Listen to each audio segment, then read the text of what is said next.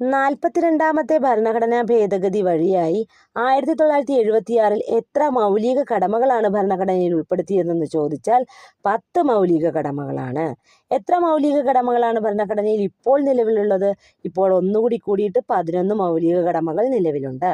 ഈ 11ാമത് മൗലിക കടമ ഭരണഘടനയിൽ കൂട്ടിച്ചേർത്തത് ഏത് ഭേദഗതി വഴിയാണെന്ന് ചോദിച്ചാൽ 86ാമത്തെ ഭേദഗതി വഴി 2002 11ാമത്തെ മൗലിക കടമ ഭരണഘടനയിൽ കൂട്ടിച്ചേർത്തത്. എന്താണ് ഈ 11ാമത്തെ മൗലിക കടമ എന്താണ്? അതായത് 86ാം ഭേദഗതിയിൽ പറയുന്നത് എന്താണ്?